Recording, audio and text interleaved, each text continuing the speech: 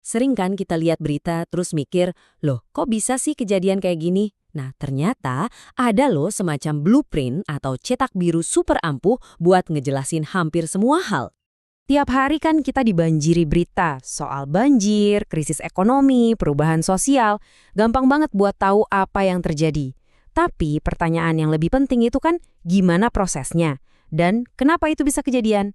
Nah, disitulah kuncinya. Dan ternyata, ada loh kerangka kerjanya, sebuah metode yang terstruktur. Bayangin aja ini kayak resep rahasia buat mengubah info yang simpang siur dan ribet jadi sebuah penjelasan yang jelas dan gampang dicerna. Oke, jadi apa sih cetak biru ini? Yuk kita kenalan dulu sama namanya dan kita pahami apa sih tujuan utamanya. Namanya teks eksplanasi. Tujuannya simpel banget.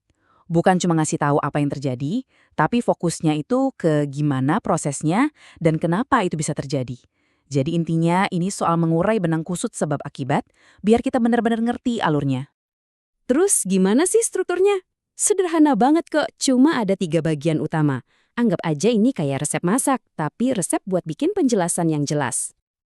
Pertama, ada yang namanya pernyataan umum. Ini kayak pembukaannya lah, nentuin panggungnya. Kita mau ngomongin apa sih sebenarnya? Terus kita masuk ke dagingnya, yaitu urutan penjelasan. Di sini nih kita bedah abis-abisan rantai sebab akibatnya. Dan terakhir, ditutup pakai interpretasi buat ngasih kesimpulan atau ringkasannya. Jadi gitu aja kerangkanya. Simple kan? Identifikasi dulu fenomenanya. Terus jelasin urutan kejadiannya, habis itu kasih interpretasi. 3 pilar ini yang jadi fondasi buat semua penjelasan yang kuat dan masuk akal. Oke, teorinya cukup. Sekarang yuk kita lihat langsung gimana cara kerjanya di dunia nyata, biar lebih kebayang. Kita bakal pakai contoh fenomena sosial yang ya kita semua tahu cukup kompleks, kemiskinan. Coba kita terapkan 3 langkah tadi buat ngejelasin soal ini. Gimana ya caranya? Oke, kita mulai dari langkah 1, pernyataan umum. Coba perhatikan deh, di bagian ini kemiskinan itu langsung didefinisikan. Jadi topiknya langsung dikunci. Jelas banget kita lagi ngomongin apa, nggak ada lagi keraguan. Lanjut ke langkah kedua, urutan penjelasan. Nah, disinilah kita bongkar habis-habisan bagian kenapanya. Lihat deh penyebabnya diurai satu persatu. Sumber daya yang langka, akses pendidikan yang susah, lapangan kerja yang kurang. Ini nih bisa dibilang mesinnya penjelasan. Dan akhirnya kita sampai di langkah 3, interpretasi. Setelah masalah dan penyebabnya dipaparin, penjelasannya ditutup dengan kesimpulan. Nah, di contoh ini, teksnya bahkan ngasih solusi, kayak program pemerintah dan sebagainya. Jadi pemahaman kita soal isu ini jadi lengkap, utuh. Oke, struktur yang bagus itu butuh bahan bangunan yang kuat juga kan? Sekarang, yuk kita intip perkakas bahasa apa aja sih yang bikin penjelasan ini jadi presisi dan kedengaran meyakinkan? Jadi gini, kalau struktur 3 langkah tadi, itu cetak birunya. Nah, bahasa itu ibarat batu bata dan semennya.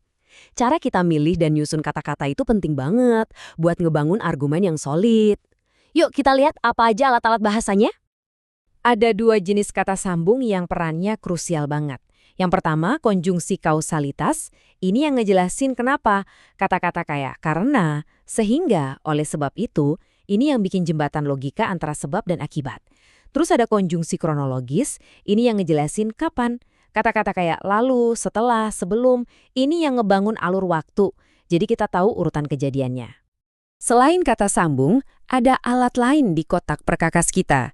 Misalnya istilah teknis, ini biar penjelasannya akurat dan spesifik.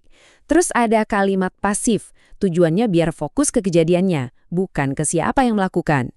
Dan yang paling penting, pakai bahasa denotatif, artinya yang ngomongin fakta apa adanya, nggak pakai opini atau perasaan. Oke, kita udah ngomongin apa dan gimananya. Sekarang pertanyaan terbesarnya, so what? Kenapa sih semua ini penting buat kamu? Wajar banget kalau kamu nanya gitu. Ngapain juga repot-repot mikirin struktur dan istilah-istilah kayak gini? Jawabannya simpel, karena ini ngasih kamu kekuatan super. Serius. Dengan ngertiin cetak biru ini, kamu jadi pembaca atau pendengar informasi yang jauh lebih cerdas.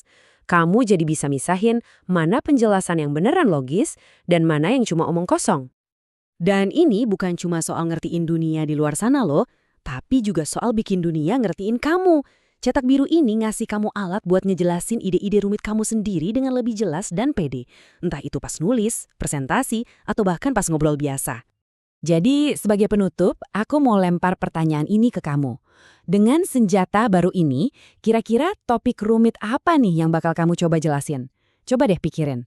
Karena pada akhirnya, kemampuan untuk menjelaskan sesuatu dengan jernih adalah tanda kalau kita benar-benar paham sesuatu secara mendalam.